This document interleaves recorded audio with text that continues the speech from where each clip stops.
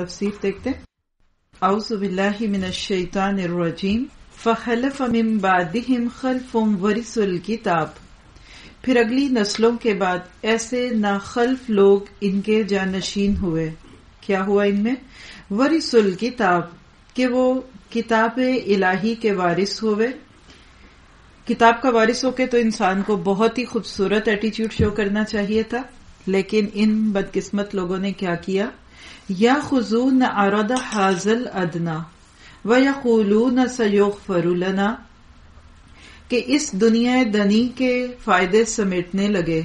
اور جب ان سے کچھ کہا جاتا، مثال ہے کہ یہ کیا کر رہے ہو، کتاب پڑھ کر اللہ کے دین کو سیکھ کر یا اللہ کے دین سے نسبت جوڑ کر تم اب کیا کر رہے ہو کہ دنیا کے فائدے لے رہے ہو، تو اس کے جواب میں کہہ دیتے ہمیں امید ہے کہ ہم بخش دیے جائیں گے، یعنی اللہ ہمیں معاف کر دے گا. جیسے ہمارے ہاں کسی کو آپ کوئی گناہ کرتے ہوئے روکیں ٹوکے تو کہتے ہیں اللہ بڑا غفور الرحیم ہے. آپ ہائی لائٹ کر لیجئے سیغفر لنا کا جو لفظ ان کا ہے نا، وہ بھی یہی ہے، اللہ معاف کر دے گا جی، وہ بڑا غفور الرحیم ہے، وہ نکتہ نواز ہے، اور وہ ایسا ہے ویسا ہے. اچھا چلو بھائی ٹھیک ہے، اس کا اندر کہ ان کو اللہ کا خوف آ گیا. لیکن پھر کیا آتا ہے؟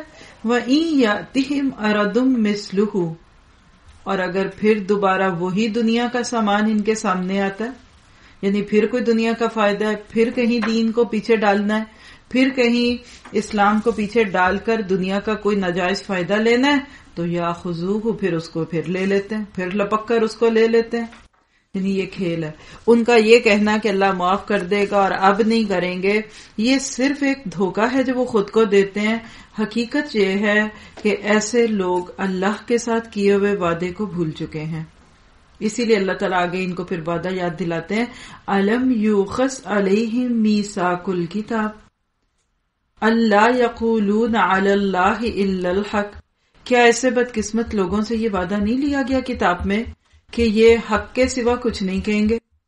اور سب سے بڑی بات یہ کہ وَدَرَسُوا مَا فِيهِ، یہ تو پڑھتے پڑھاتے تھے جو کچھ اس میں ہے.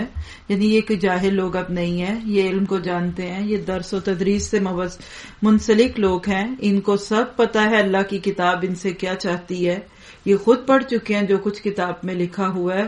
پھر بھی جب زندگی کا کوئی فائدہ آتا ہے، کوئی دنیا کا کوئی فائدہ آتا ہے، تو یہ دین کو چھوڑ دیتے ہیں.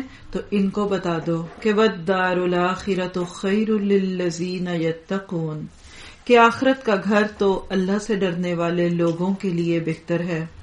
اور کیا افلا تعقلون، کیا تم اتنی چھوٹی سی بات بھی نہیں سمجھتے؟ بہت زبردست آیت ہے. پیچھے ہم نے بنی اسرائیل کا قصہ پڑھا. حضرت موسیٰ علیہ السلام کے بعد بنی اسرائیل میں ایک ایسا گروہ پیدا ہو گیا جس نے دھوکے سے مچھلیاں پکڑی، اللہ کو ٹریک کرنا چاہا، کیا سب کچھ ہفتے کو، لیکن ثابت یہ کیا کہ جمعہ اور اتوار تھا، اصل میں ہفتے کو ہم نے کچھ بھی نہیں کیا. پھر اللہ تعالیٰ نے ان کے اندر ایک ایسا عبرت ناک عذاب بھیجا جس کو بندر بنائے جانے کا عذاب ہم سمجھتے ہیں.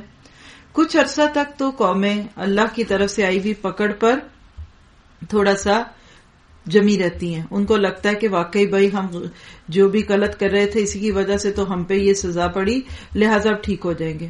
لیکن ہوتا کیا کہ جب کوئی قوم کسی غلط کام کے نتیجے میں اللہ کے عذابوں کا شکار ہوتی ہے نا، تو کچھ عرصہ گزرنے کے بعد دل دوبارہ سخت ہونے لگتے ہیں. اسی لیے فرمایا فخلف من بعدہم، ان کے پیچھے آئے. خلف کے لفظ کو تھوڑا سا سمجھیے گا، یہ تھوڑا سا توجہ چاہتا ہے. دیکھیے خا لام فا، اردو میں بھی ہم لفظ بولتے ہیں نا، مخالفت، اختلاف، ہاں خلف، آپ کا خلف جانشین. تو خلف کہتے ہیں پیچھے کو، جیسے من بین ایدیہم ومن خلفہم، آیت الکرسی میں ہم پڑھتے ہیں. اچھا اب جب آپ اس کو لفظ کو یہاں دیکھیں، یہاں کیسے آیا ہے؟ خا لا فا، ٹھیک ہے. اب ان دونوں کو دیکھیں، ایک ہے فخلفا، پھر من بعدہم کے بعد کیا آیا؟ خلف. فرق کیا دونوں لفظوں میں؟ ذرا غور سے دیکھیے. پہلا لام پہ زبر ہے اور دوسرے پہ لام پہ جزم ہے. تو خالفا جب ہوگا تو اس کا معنی ہوتا ہے اچھے وارث، یعنی کسی کے بعد ان کے بچے اچھے وارث بنے. لیکن جب خال لام پہ جزم اور فا ہو تو نااہل وارث کے معنوں میں آتا ہے. جیسے لوگ کہتے ہیں نا تم نااہل ہو، تم سے تو ویسی اولاد اچھی تھی، ٹھیک ہے. اور وارث کا لفظ وراثت، میراث کی صورت میں اردو میں پڑھتے ہیں کہ وہ چیز جو مرنے والے کے بعد کسی زندہ کو ملے. یہاں مراد ہے کہ اللہ کے نبیوں کے جانے کے بعد پیچھے والے لوگوں میں سے فخلف من بعدہم خلف ورثوا الکتاب، کہ کتاب کی وراثت کا حق نہیں ادا کیا لوگوں نے.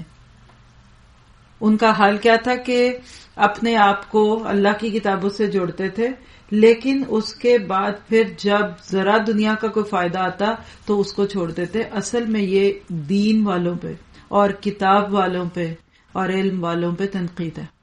ہم دوسروں کو چھوڑ دیں، جو کلبوں میں پھر رہے ہیں، جو بازاروں میں پھر رہے ہیں، جو نائٹ کلبز میں پھر رہے ہیں، ان کو چھوڑ دیں. یہ آج کا پورا سبق ہم سب کے لیے. آپ بس یہ کہہ لیں یہ میرے لیے، کیونکہ اللہ نے مجھے بہت بڑی نعمت دی ہوئی ہے. یہ قرآن کو چھوٹی نعمت تھوڑی ہے.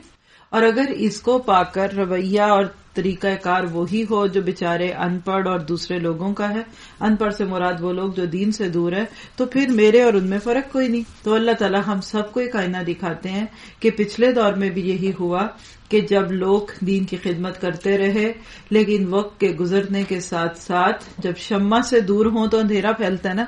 اسی طرح کچھ دین سے جڑے ہوئے لوگ بھی بعد میں اس کتاب کا حق ادا نہیں کرتے.